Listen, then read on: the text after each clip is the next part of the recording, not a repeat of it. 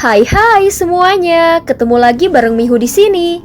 Oh ya, kali ini Mihu akan membawakan alur cerita Donghua yang berjudul Battle Through the Heaven. Mihu mengingatkan sekali lagi ya bahwa konten ini full spoiler. Tanpa lama-lama lagi, yuk langsung aja kita masuk ke isi ceritanya.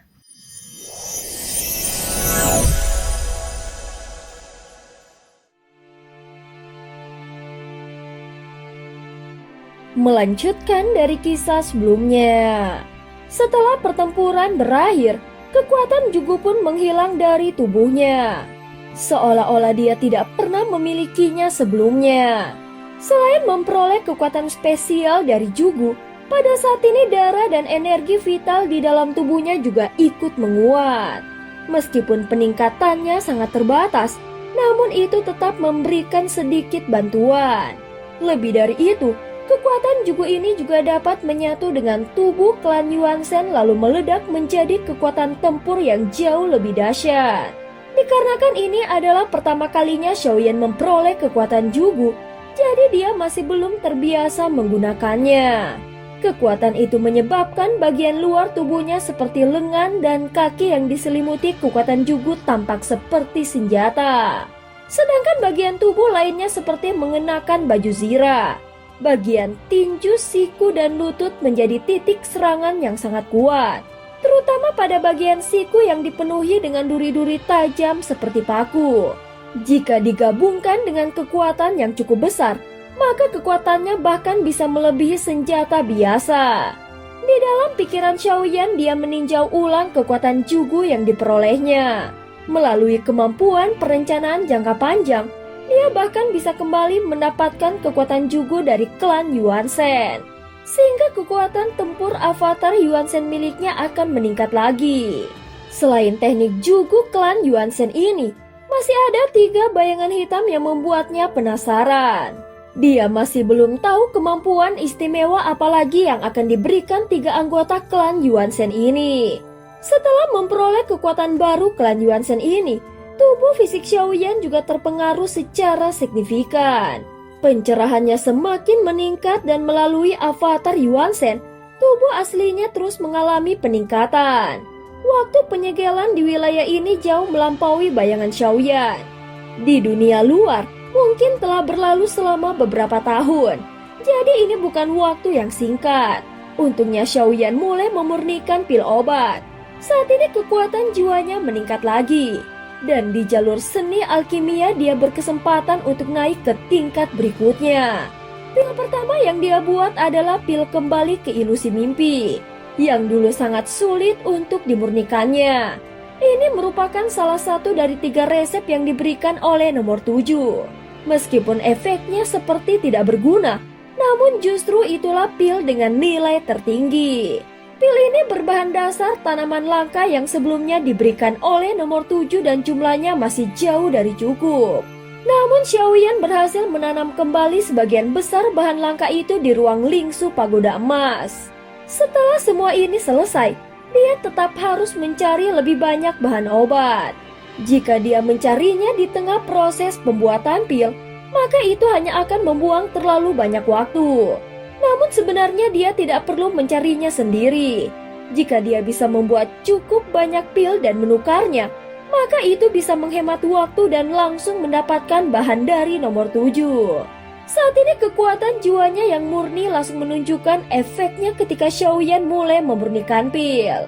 Rasanya benar-benar berbeda dari sebelumnya.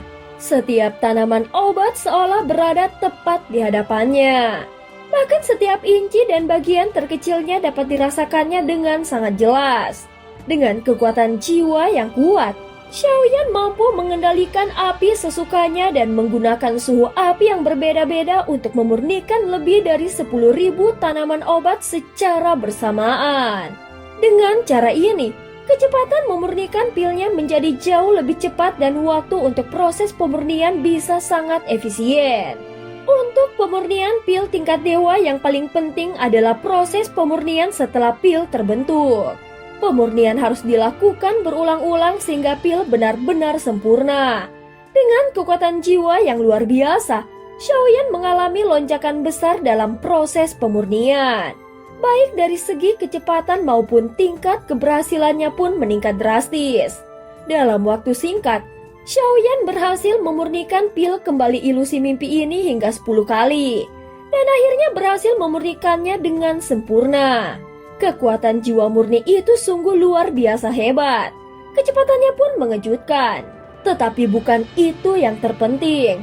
Justru tingkat keberhasilan dan kemudahan prosesnya itulah yang membuat Xiaoyan terkejut. Dulu saat pertama kali memurnikan pil ini, dia menghabiskan banyak kekuatan jiwa dan sangat berhati-hati hingga ke tingkat yang ekstrim. Hanya setelah hampir gagal total, dia baru berhasil memurnikannya. Namun kali ini prosesnya terasa sangat mudah dan Xiaoyan bahkan sama sekali tidak merasa tertekan. Setelah memetik semua bahan obat yang tersedia di dalam pagoda emas ditambah dengan bahan yang dimilikinya, Xiaoyan berhasil memurnikan 3 butir pil kembali ke ilusi mimpi secara berturut-turut. Setelah selesai memurnikan pil melalui buku giok alam Dewa Kekacauan, Xiaoyan meminta bertemu dengan nomor 7 di alam Dewa Kekacauan dan menyerahkan 3 butir pil kembali ke ilusi mimpi yang telah dimurnikannya. Tidak buruk. Benar-benar tidak buruk. 3 butir pil ini sangat berharga. Permintaan akan pil kembali ke ilusi mimpi sangat tinggi. Kebetulan seorang temanku sedang sangat membutuhkannya.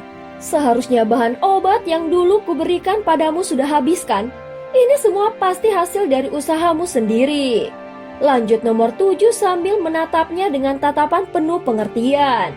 Xiaoyan segera mengangguk dan berkata, sebagian besar bahan-bahannya memang tidak terlalu mahal, tetapi cukup sulit untuk didapatkan. Jadi untuk 3 pil ini apakah bisa ditukar dengan sesuatu? Nomor 7 yang juga merupakan pedagang ulung tentu langsung mengerti maksud Xiaoyan dan merasa ingin menukarnya dengan sesuatu yang sepadan. Namun yang keluar dari mulut Xiaoyan bukanlah harganya ataupun imbalan pil. Sebenarnya aku ingin bertemu denganmu secara langsung. Apakah itu memungkinkan? Permintaan ini jelas di luar dugaan nomor 7. Faktanya Xiaoyan memang ingin bertemu dengannya. Bertemu denganku? Tentu saja bisa. Saat ini aku berada di dunia gunung dan lautan. Jika kau bisa datang ke sini, maka kita bisa bertemu kapan saja. Nomor 7 tidak ragu. Dia telah melewati ribuan dunia dan menghadapi bahaya tanpa menyembunyikan identitasnya. Kalau memang seperti itu, maka apa yang pernah dipikirkan Xiaoyan sebelumnya bahwa dia sang pemusnah tidak akan terbukti. 3 butir pil ini memang sangat bernilai. Selain karena bahan dasarnya sulit didapatkan, tingkat permintaannya juga tinggi. Jika Xiaoyan mampu membuat lebih banyak, hasil pertukarannya pasti akan sangat menguntungkan. Namun Xiaoyan tampak sedikit bingung. Alisnya berkerut dan bertanya, pil ini apakah fungsinya hanya untuk bermimpi? Walaupun dia sudah berhasil memurnikannya, tetapi karena belum pernah mengkonsumsinya, dia tidak benar-benar paham apa kegunaan pil tersebut. Maka saat mendengar nomor 7 berkata bahwa permintaannya sangat tinggi, dia pun menjadi penasaran apa sebenarnya keistimewaan dari pil ini. Kegunaan pil ini sangat banyak. Sepertinya kau belum benar-benar memahami dunia mimpi. Pil ini bisa membawamu kembali ke masa kecilmu menuju kedalaman ingatanmu yang paling dalam. Ingatan adalah hal yang paling indah bagi manusia. Itu baru salah satu fungsinya. Kau punya simpul di hatimu yang tidak bisa kau uraikan atau mungkin kau mengalami kebuntuan dalam kultivasi. Maka cobalah menelan pil ini. Lihatlah ke dalam ingatan terdalammu. Mungkin di sanalah jawaban yang selama ini kau cari berada. Kata-kata nomor 7 seketika membuka wawasan Xiaoyan dan tampak jelas bahwa 3 butir pil kembali ke ilusi mimpi yang dia bawa telah membuat nomor 7 sangat senang. Xiaoyan mengangguk pelan setelah mendengarnya. Setelah merenung sejenak, barulah dia kembali berbicara. Aku ingin menukar pil ini dengan resep pil yang melebihi tingkat dewa. Apakah kau memilikinya? Ternyata seperti dugaan nomor 7. Xiaoyan memang datang untuk menukarnya dengan resep pil. Kini dia ingin mencoba memurnikan pil dengan tingkat yang lebih tinggi lagi. Resep pil yang melampaui tingkat dewa. Itu memang sangat langka. Tetapi kebetulan baru-baru ini aku mendapatkan satu resep pil puncak. Satu butir pil yang melampaui tingkatan dewa.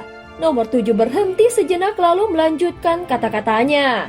Cara bicaranya dengan cepat menarik perhatian dan rasa penasaran Xiaoyan.